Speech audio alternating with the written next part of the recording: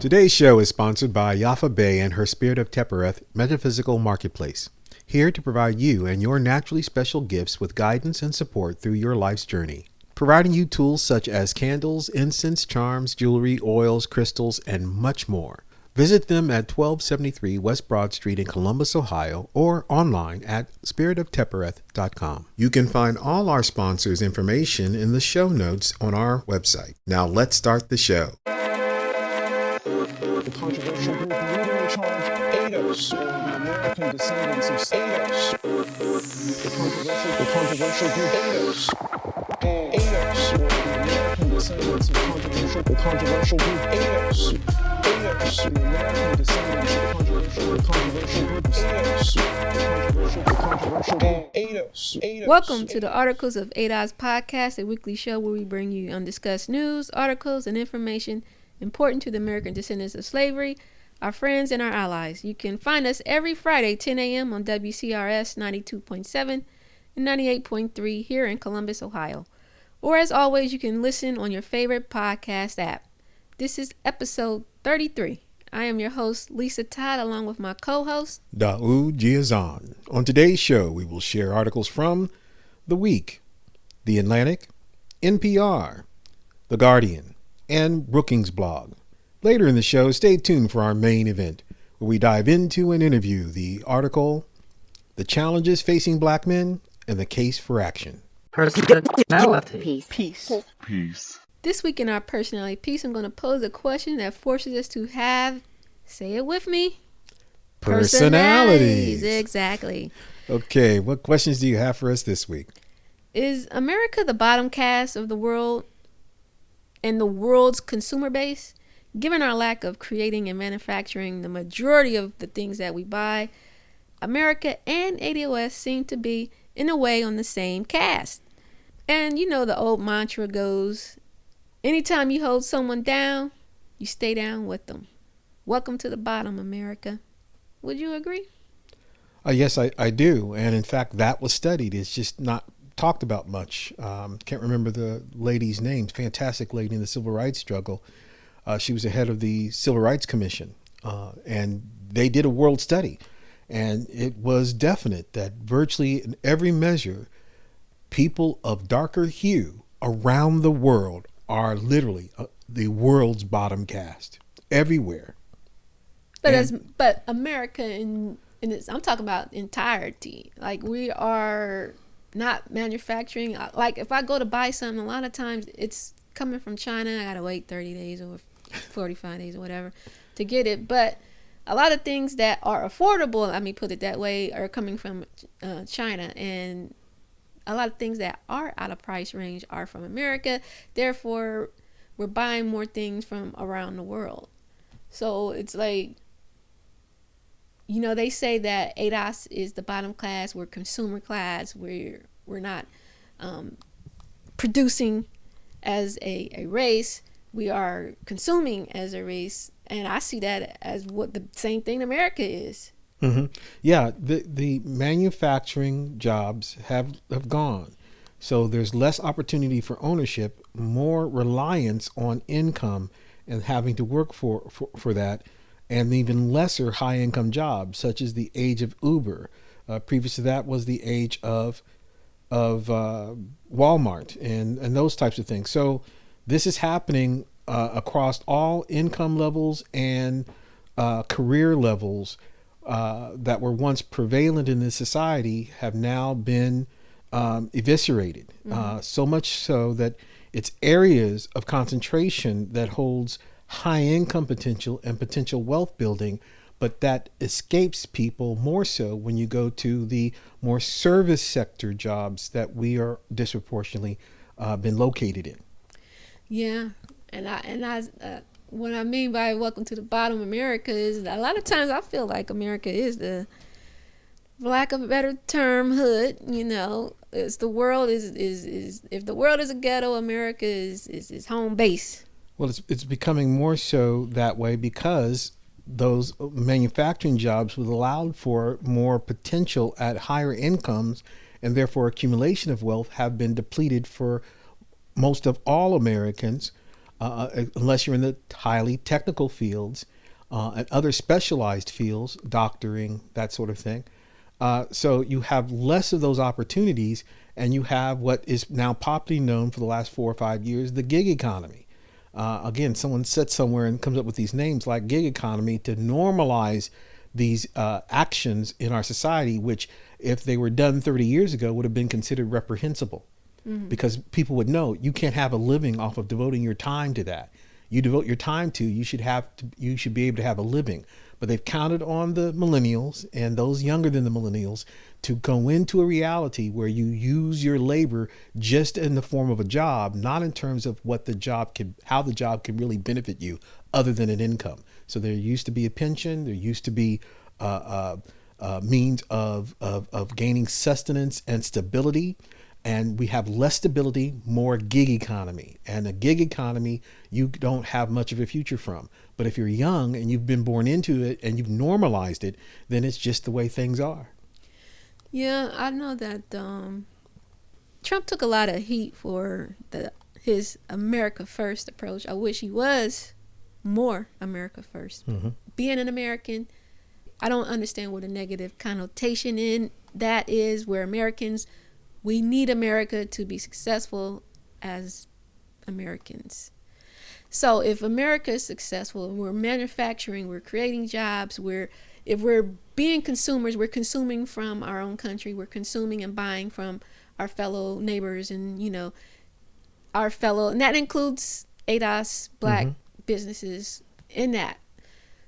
We're thriving as a country, not making sure other countries are thriving. So if the GDP is growing of China and ours is lowering because, we're spending more of our, as a nation, spending more of our very little discretionary income towards their products and services, then we are literally a world bottom caste country here. Noam Chomsky had the same challenge in the 1990s when he said, can a society that is eviscerating its high income earners by way of manufacturing jobs, how will it be able to sustain itself if the worker cannot afford the products that they're working on? And he said that was a very good question. The answer is, we finally know, is inherited wealth.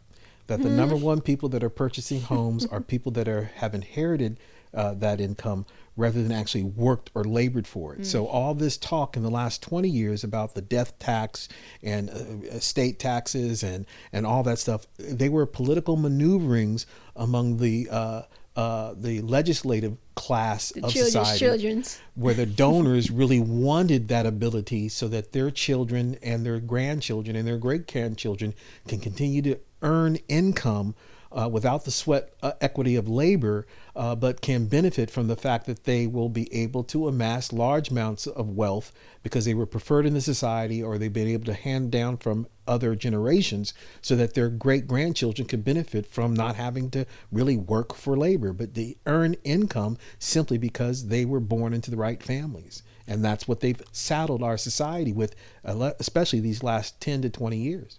Yeah, I just find it ironic that they keep us in a bottom caste position to be America's bottom caste in consumer class. Yes.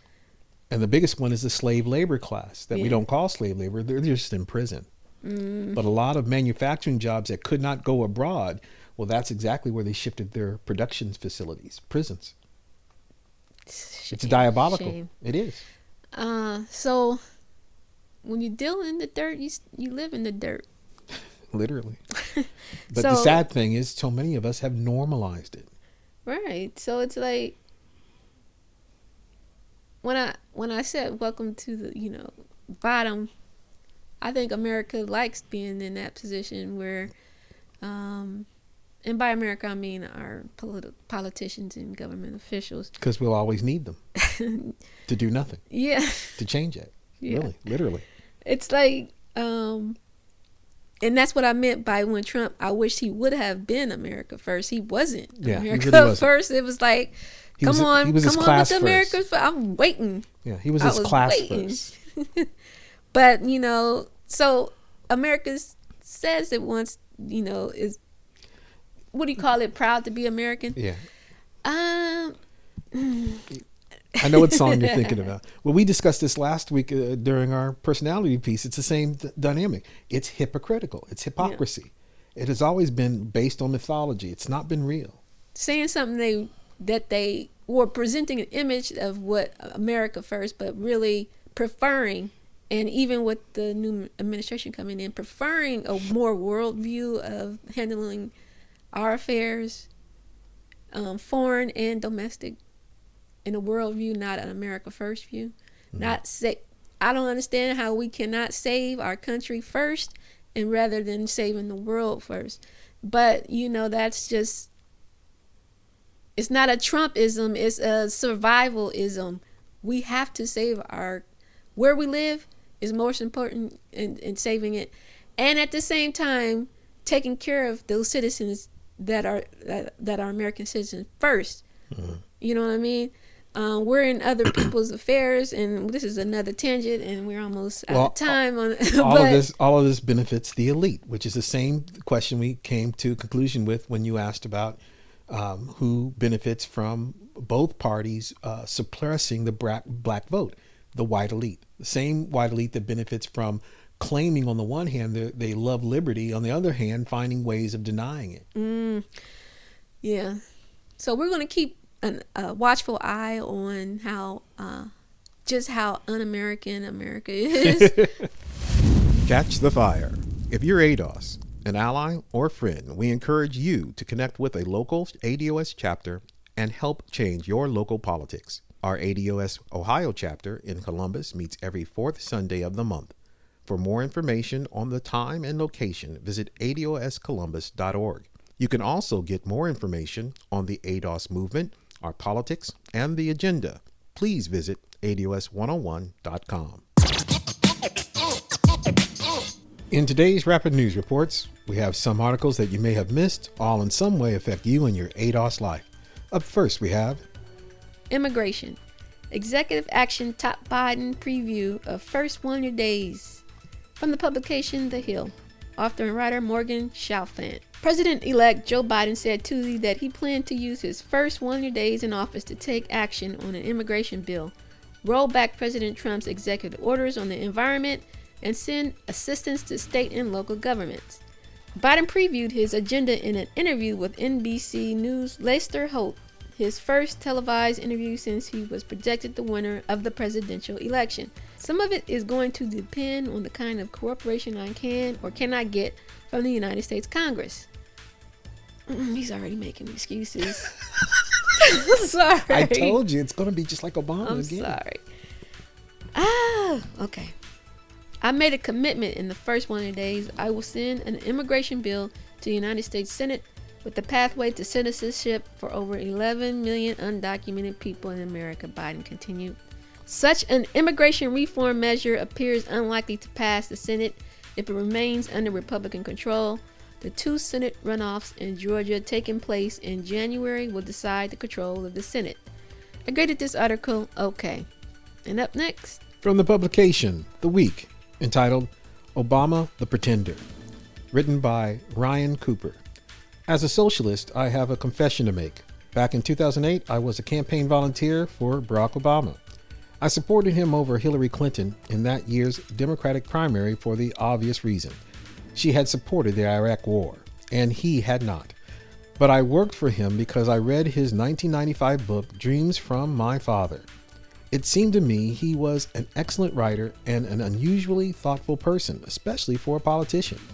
Maybe he wouldn't be able to fix all the problems, but he would surely try, and at least be a breath of fresh air. What went wrong? Obama attempted to grapple with the massive failures of his presidency in A Promised Land.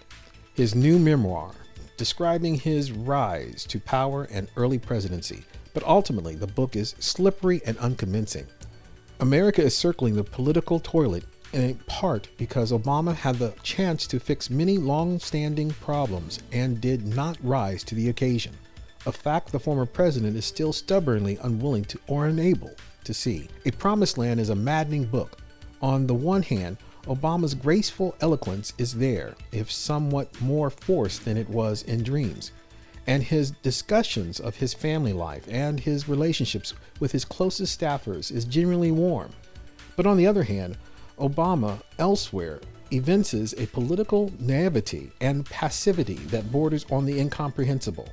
For the sake of brevity, let me address just the three most important policy decisions of his presidency: the 2008 bank bailout, the 2009 Recovery Act stimulus, and his foreclosure policy. I graded this article good. Excellent that a former campaign staffer took an honest look at the Obama presidency, who was unwilling to give him an evil Republican excuse. He's honest in admitting that Obama squandered those first 2 years when Democrats held a majority in Congress. Fair, however, when the writer describes Obama's supposed failures like this: Obama just blithely went along with Paulson's plan, which naturally, given his background in politics as a lifelong Republican, basically giving Paulson exactly what the banks would have written for themselves, a huge blank check. There was no blithely to it. There was Obama's complicity with what Republicans wanted, because those values were the values of his lineage. And next, Clyburn. Biden falling short on naming black figures to top post. From the publication The Hill, author and writer Mike Lillis. The most senior black lawmaker on Capitol Hill is taking Joe Biden to task over administration appointments, saying the president-elect is falling short when it comes to naming black figures to top positions. Representative James Clyburn, Democrat of South Carolina, the House Majority Whip and close Biden ally, expressed disappointment on Wednesday that African Americans, a voting bloc crucial to Biden's presidential victory, have not featured more prominently among the early picks to fill out senior administration posts next year.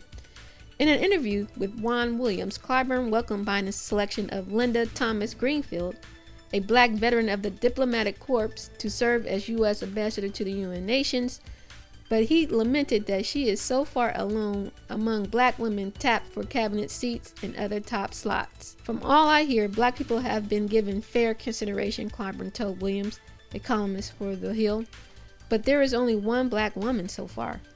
I want to see where the process leads to, what it produces, he added.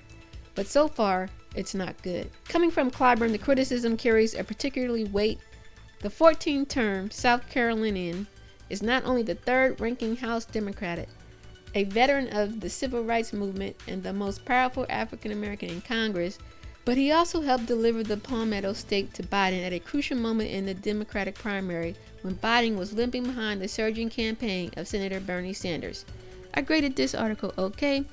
I grade, once again, James Clyburn poor, for the obvious reasons previously stated, and for his sellout that is not paying off. Too bad. Too bad for you. Too bad for the people that you want in office, Mr. Clyburn. They didn't get it.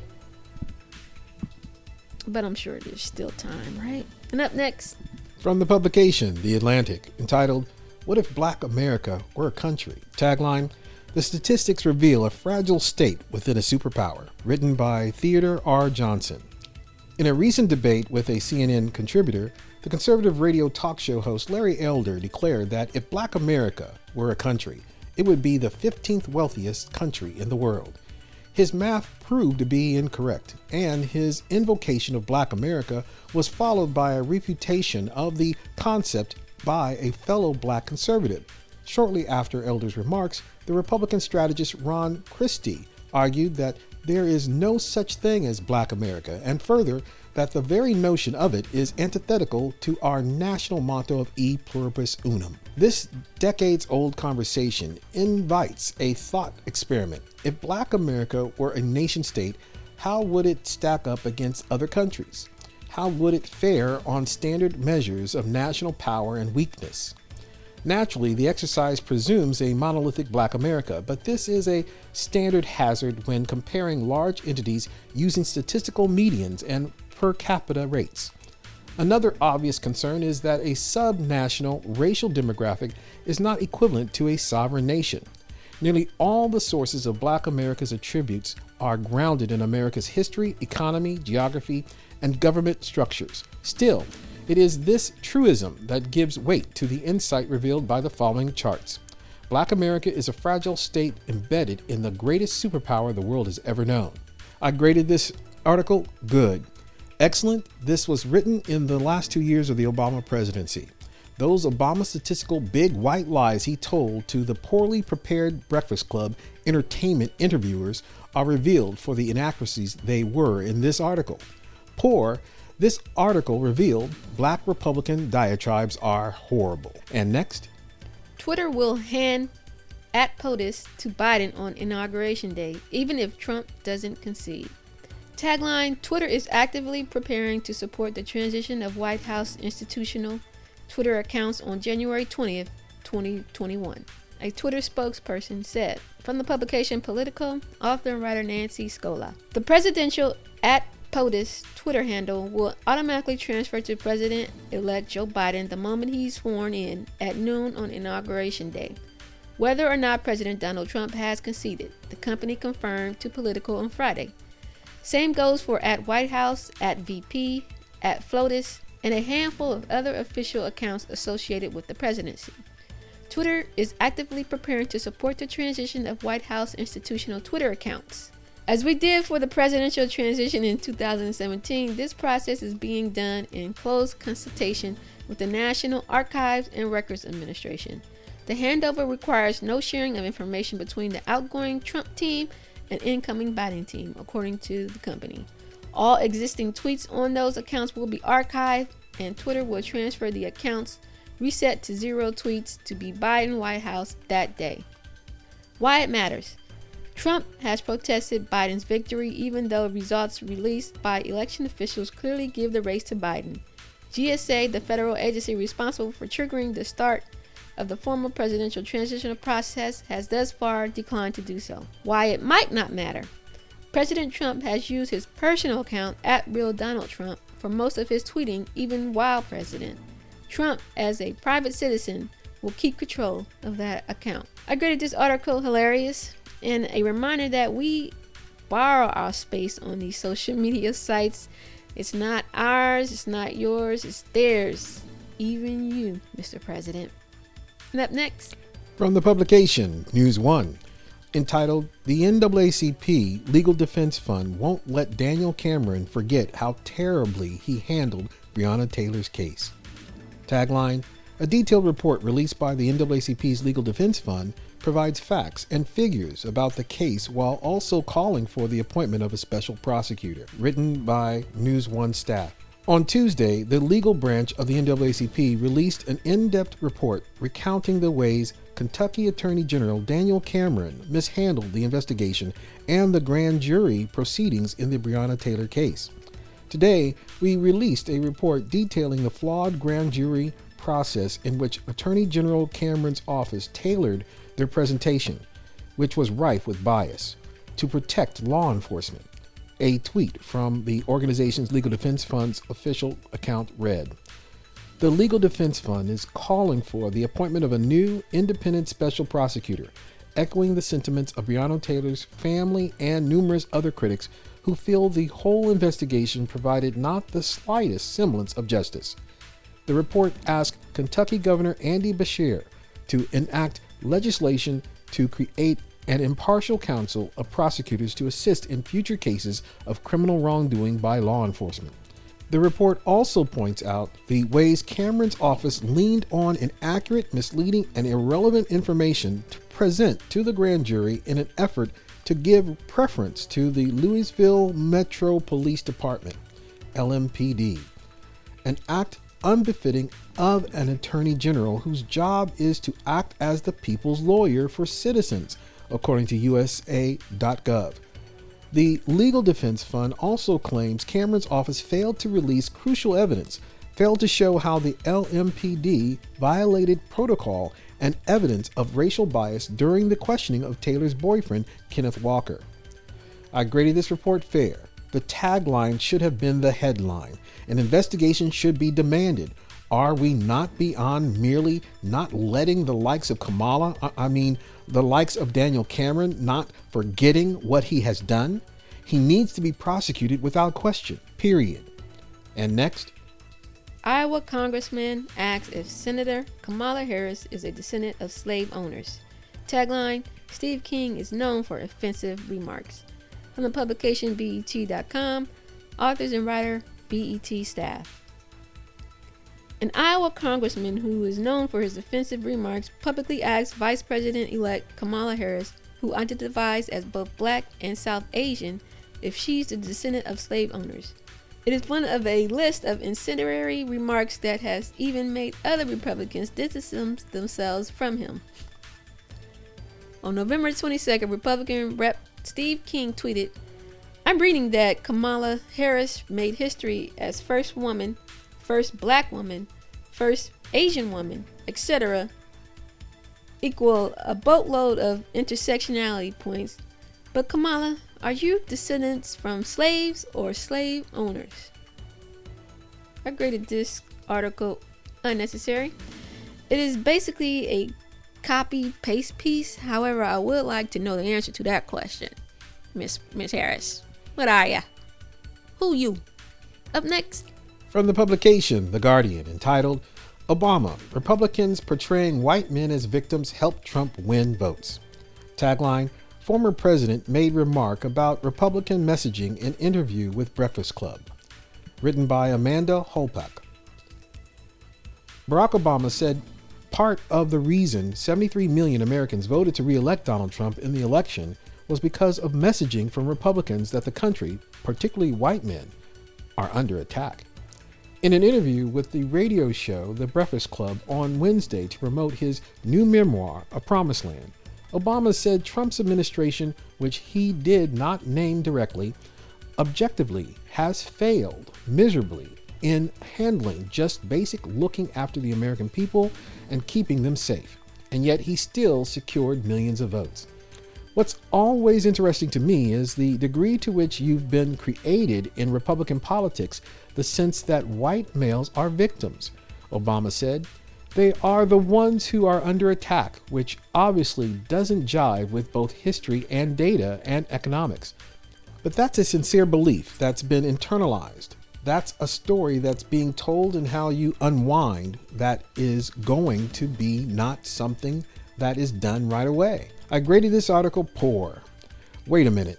Isn't it a fact that white males are the number one purchasers of hip hop and rap music?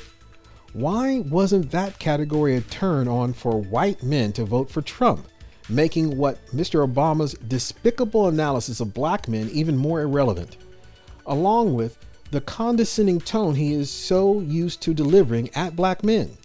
Wasn't it during his presidency that he himself was so used to treating white men as victims?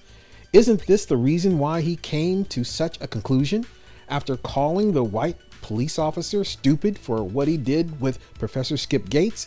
Then after backing down to the National Association of Police Organizations staged a beer summit as though the white cop was misunderstood and deserved a medal? All the way to giving nice platitudinal words to dead Trayvon Martin, while not even mentioning how despicable Zimmerman was, as well as condemning or trying to create policies that would stop stand your ground laws. I don't know, Mr. President, besides coddling them, are you now trying to give white men tough love or something? Now?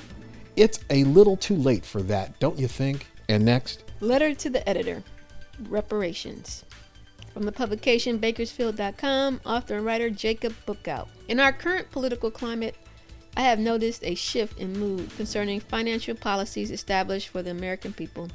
Policies that once guaranteed protection for some of our most vulnerable populations are being questioned by groups who already hold power in our society. Financial policies are also being criticized for seeming to benefit wealthy corporations instead of hard-working American families. According to We the People, minorities, women, and children are disproportionately poor. Much of this poverty is the result of disadvantages rooted in the position of these groups in the labor market. The history of the labor market for Black Americans has a much more complex past, which has negatively affected their ability to build generational wealth. In our past, at least 3 groups have received reparations from the American government. In 1988, the United States government granted the Japanese reparations from their imprisonment in internment camps during World War II. After World War II, President Truman created the Indian Claims Commission Act, which would award $1.3 billion in reparations to Native Americans. Most noteworthy of all, the American government passed the District of Columbia Emancipation Act in 1862 that paid slave owners reparations for their losses. So, when it comes to reparations, why is it so difficult for people to see that blacks have also experienced centuries of domestic terrorism, been victims of medical and scientific experimentation, and were completely separated from their land, language, religions, and history? Where is all lives matter in that? I graded this article excellent. And up next, from the publication NPR, entitled, As COVID-19 Vaccine Nears, Employers Consider Making It Mandatory. Writer Andrea Sue. With promising news from 3 COVID-19 vaccine trials showing 90 to 95% efficacy, employers are now weighing whether they should simply encourage their employees to get vaccinated or make it mandatory. The U.S. Occupation Safety and Health Administration has stated that employers can legally impose a flu vaccine requirement on their workforce, but employees have the right to request medical or religious exemptions under federal anti-discrimination laws. Each claim must be evaluated on its own merits, a time-consuming process for employers.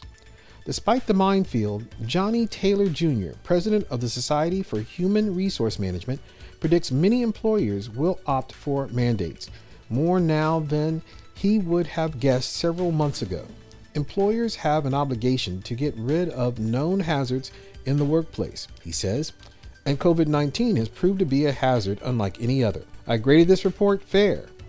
Good that NPR is covering how the pharmaceutical companies and state governments are testing the waters on how they will compel Americans to take their quickly whipped up vaccine, while vaccine producers automatically aren't responsible for side effects. Poor. Wasn't it in our last podcast where we reported a doctor's claim that this glaringly positive report was hyped, simply because it was the first stage in the trial of other stages, where it is most likely it won't be found to have such efficacy? Are you not sensing this is all some big ad campaign to drive you into a questionable shot? Demand an investigation now, please. And that's it for this week's Rapid News. All articles featured will be posted in our Facebook group and in the show notes on our website. Are you busy? Is the news coming so fast you can barely keep up? No worries. The Articles of ADOS podcast is here to help. Hit the subscribe button wherever you're listening right now, and we'll make sure you stay up to date on the news and information that affects you and your ADOS life. Time now for the main event. In this week's main event, we will interview the news report entitled The Challenges Facing Black Men and the Case for Action. To preface this presentation, I contend that the targeting and demonization of black men prior to the 2020 presidential election is merely a continuation of a divide and conquer strategy unleashed on black people generally, as well as the ongoing attempts to undermine the formation of black family life and cohesive structure specifically, that has been unleashed upon us within days of emancipation in America. In modern times, these observable and predictable acts that have been intensified since the run-up to the 2016 presidential elections should be seen as a counterinsurgency program meant to divide and conquer the black electorate generally, while most importantly undermining black family formations specifically. This continuous onslaught has long been observed as the black man as beast narratives that was played out in the infamous Birth of a Nation, as well as white co-patriarchal women, later to be recognized as the foundation of feminist cause and movements, who coveted black men's access to the franchise before them, all the way to Barack Obama, whose presidential career has been accentuated by his enthusiastic excoriation of black men, capstone recently by ranting about how black men's motivation to vote for Trump stemmed from our animalistic drives for bling, provocative women, and toxic masculinity, basically. The report reveals how white domination racist systemic factors play a role in preparing black men to fit into preconceived stereotypes and negative outcomes, driving the all of black behaviors and existence into an electoral and life unsustainable slaughter. This report was prepared for the November 19, 2020 event on overcoming challenges faced by black boys and men for the Brookings Institution, Future of the Middle Class Initiative. Writers were Richard V. Reeves, Sarah Nizal, and Ember Smith. I, Daud, will read the report. Lisa and I will provide commentary afterwards.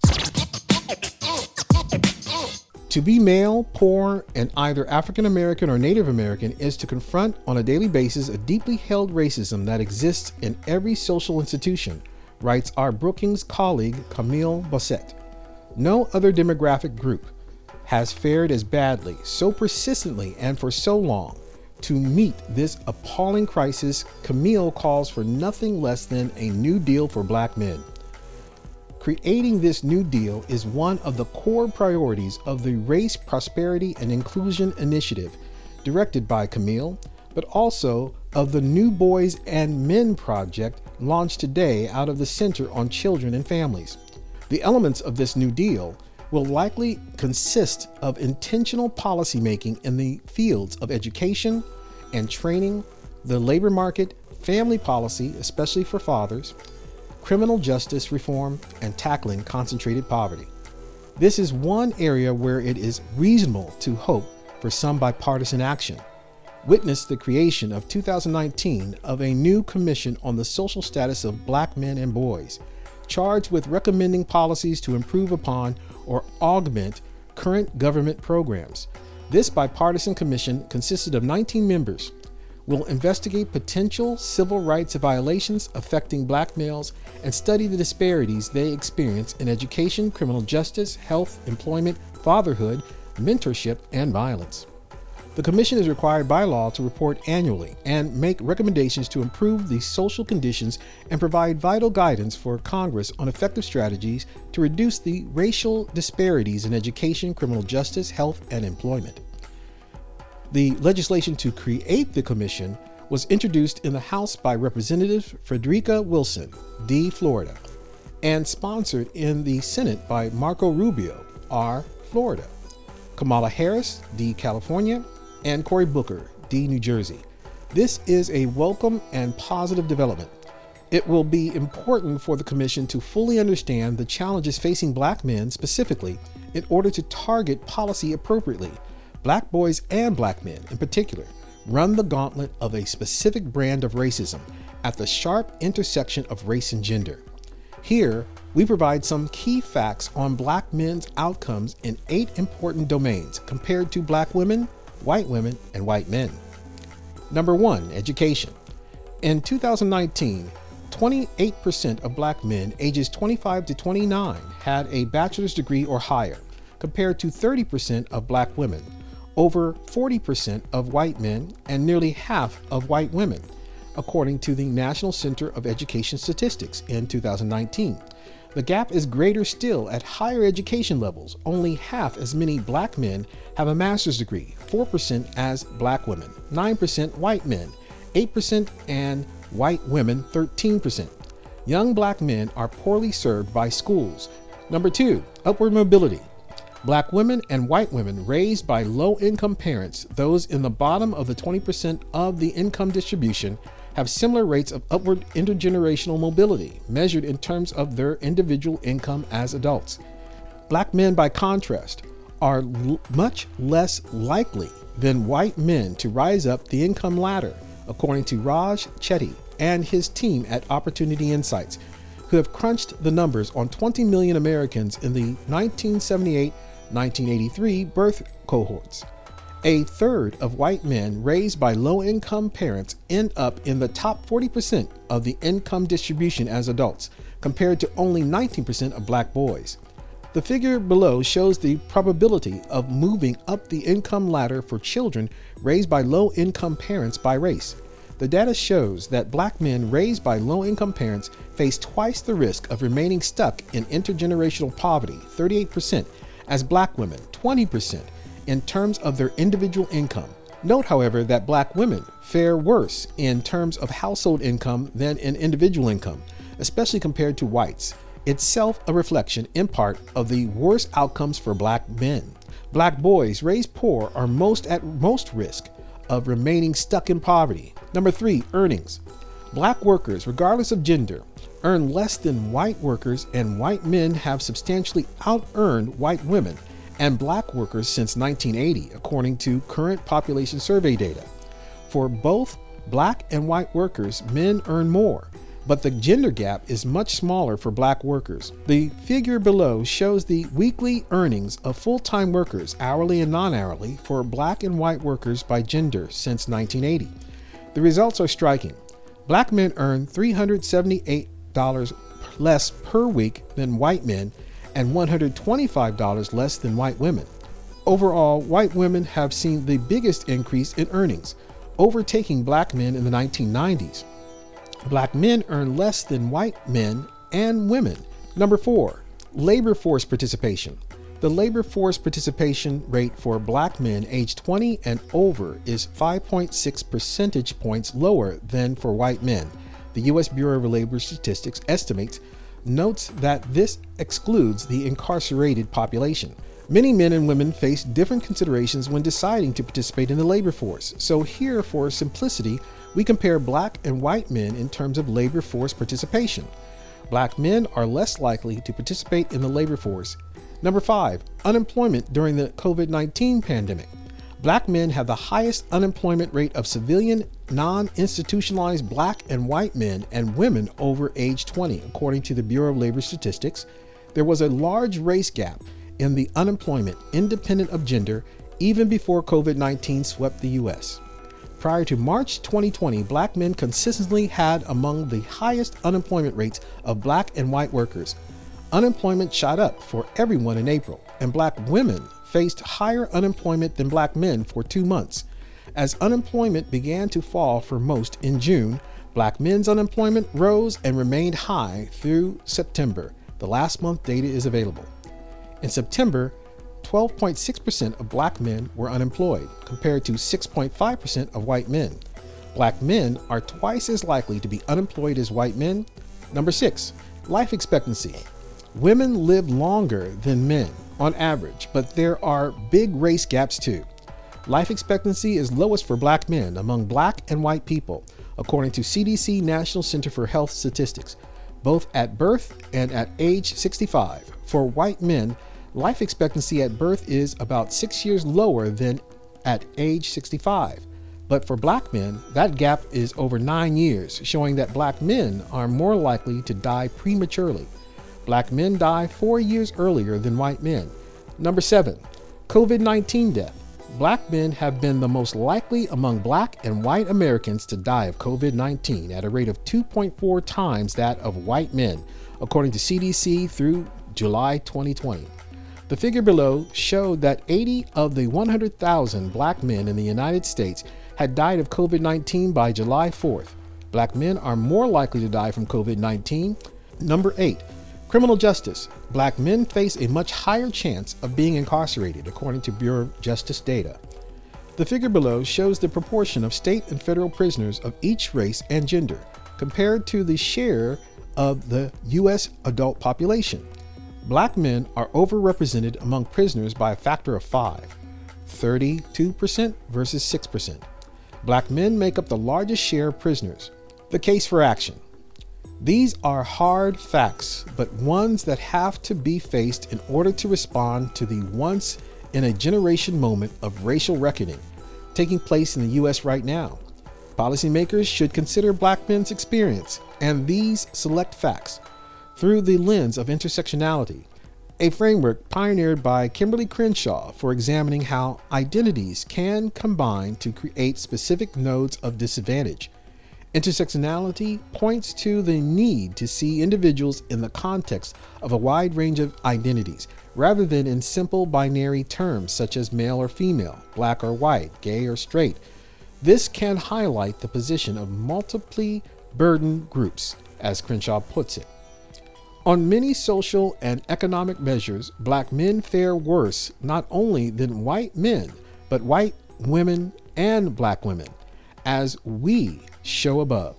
Part of the cause is that black men are uniquely stigmatized according to studies of implicit bias conducted by political scientists Ishmael White and Corinne McConney. More than 40% of white respondents rank many or almost all black men as violent. White men are less than half as likely to be described in this way, at about the same rates as for black women, while white women are very unlikely to be labeled as violent. It's no surprise then that black men are also more likely to be stopped by police, more likely to be frisked, more likely to be arrested, more likely to be convicted, and more likely to be killed by law enforcement.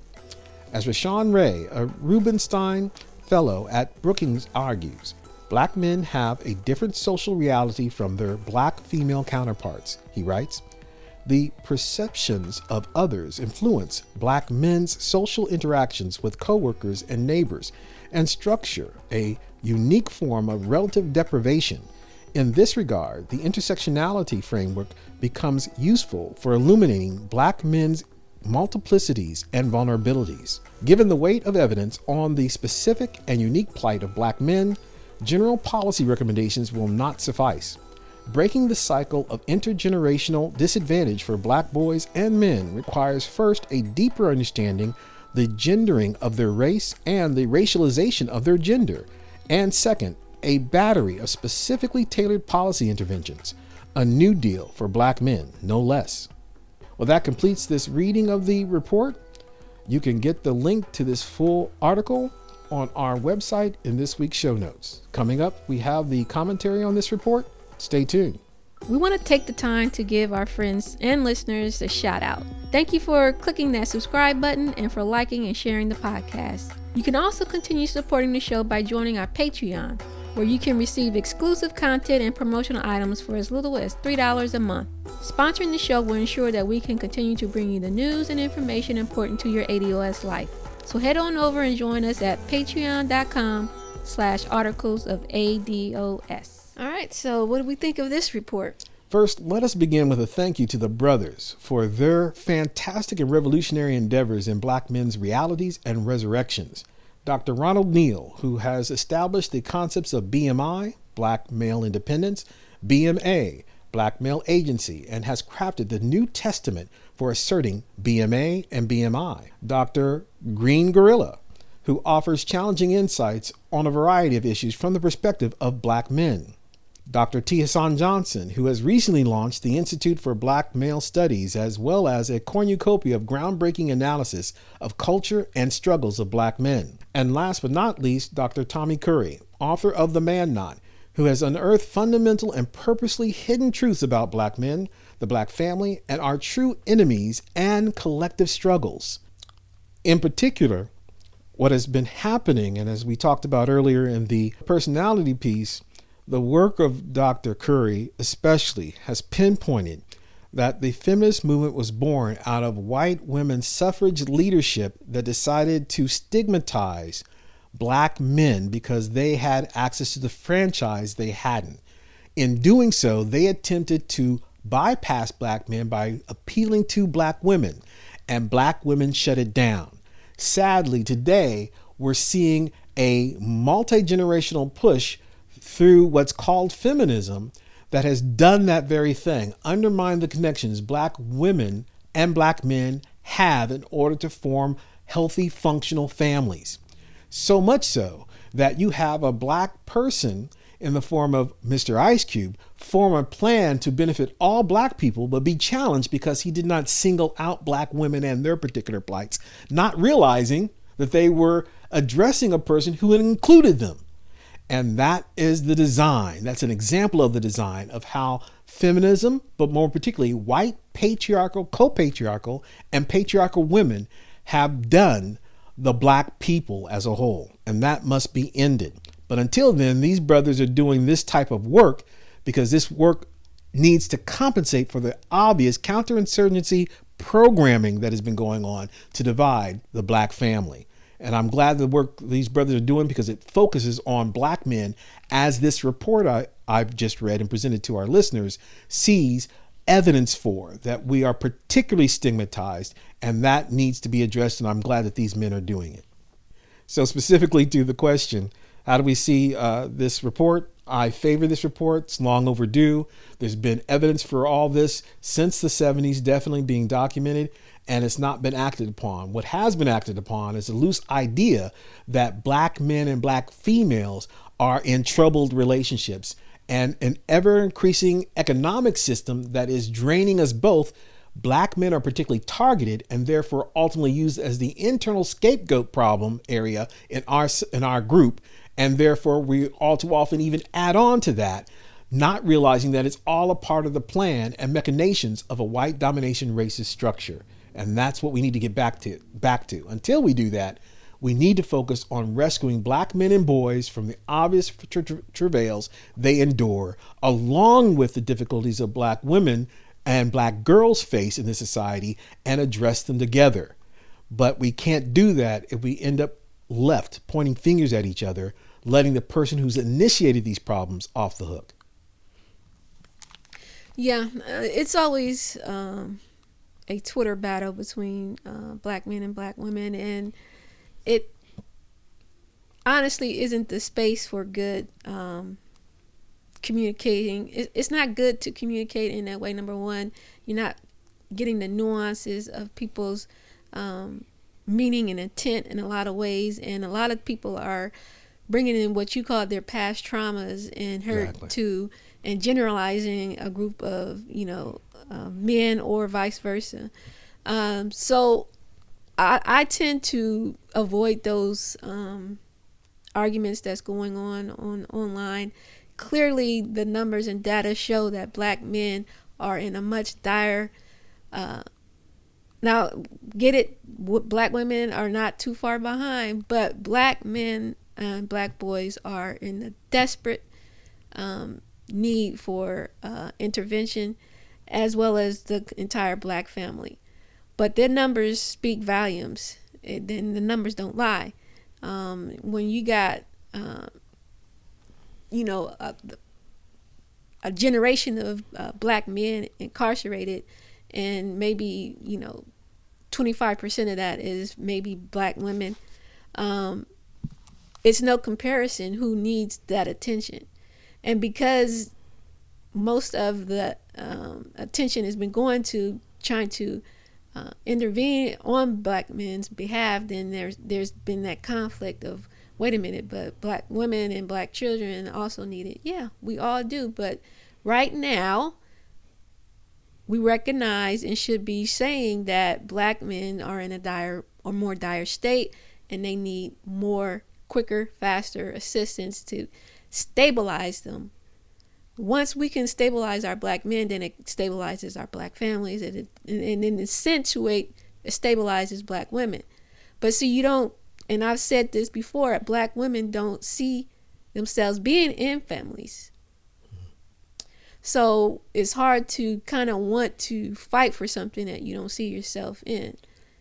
So taking your ego out, taking your past trauma out, and recognizing that, stabilizing our black men, stabilizing where they are in this society along next to other men, helps us. You don't see it. And then, and like Daud says, the powers that be that want this divide absolutely see it, absolutely want it to continue, that the black men are headed, or numbers continue to fall, black men and their numbers in college and needing intervention there so that they can graduate.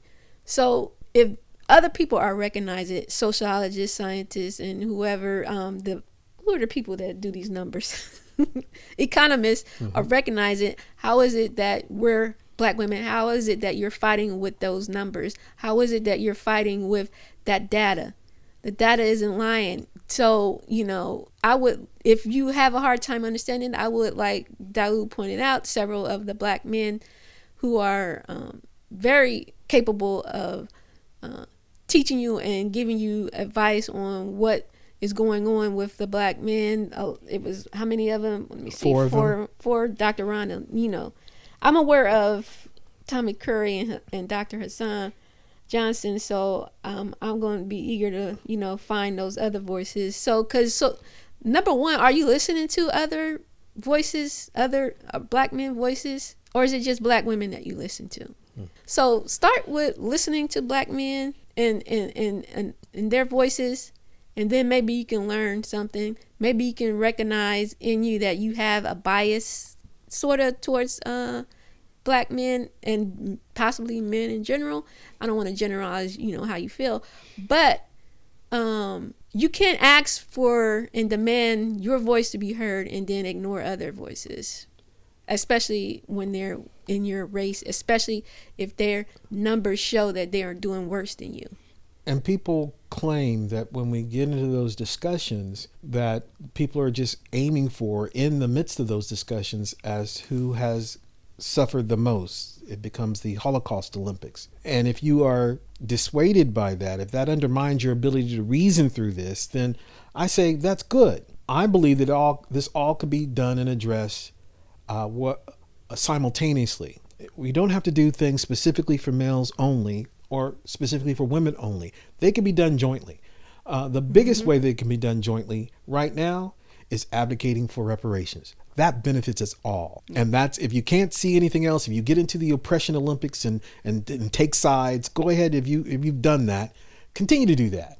But if you want a part of the answer that will alleviate the pressures we are all under simultaneously, advocate for reparations and a black agenda. That's what you could be doing. Then have your little petty battles on Twitter or whatever, if you got to do that stuff, because your trauma has to leak out somehow.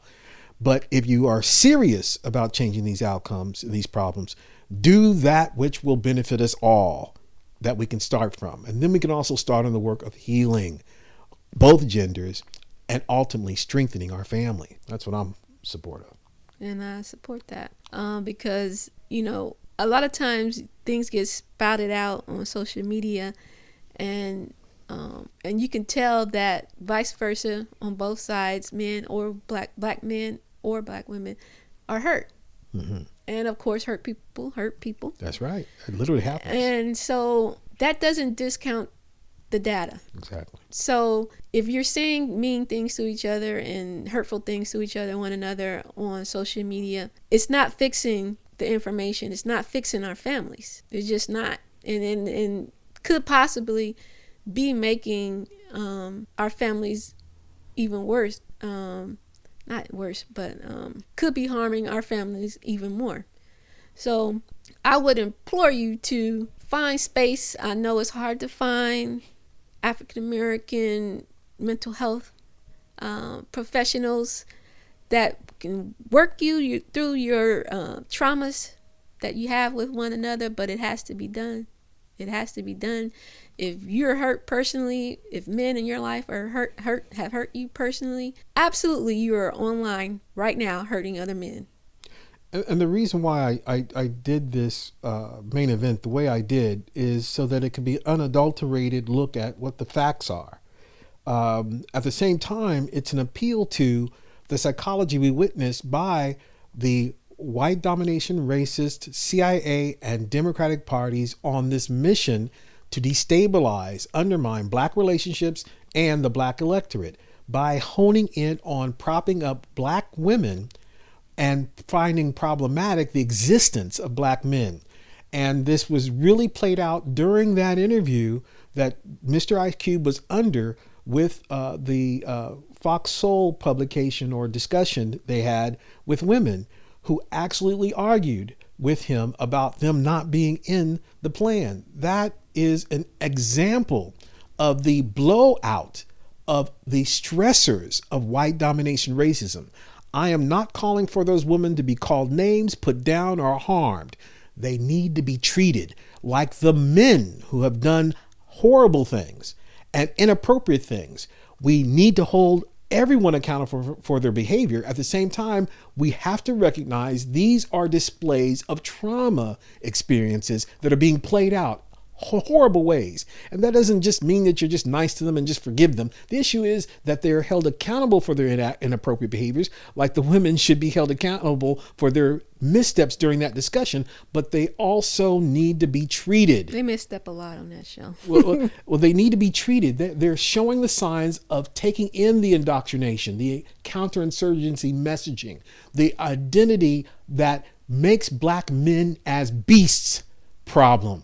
that has to be seen as a mental health problem and expression of it.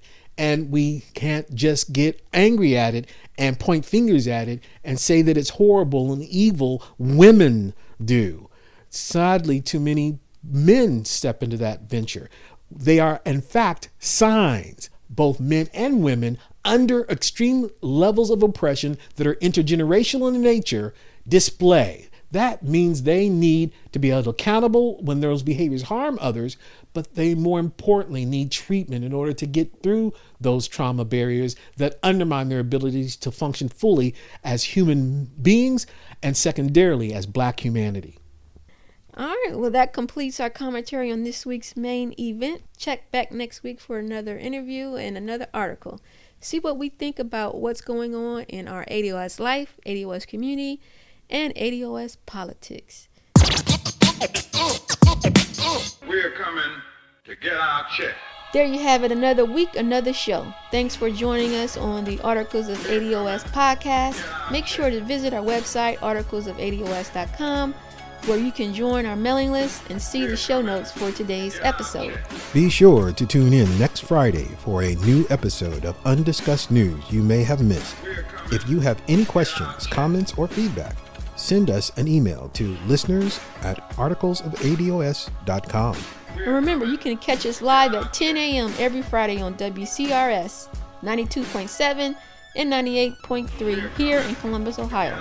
Also head over to our Patreon page to support the podcast as we give you weekly news and information important to our community. Until next time, family, stay safe and stay strong. Peace. We're coming to get our check. We're coming to get our check.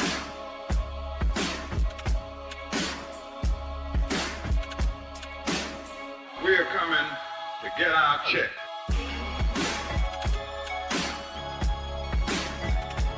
We're coming to get our check.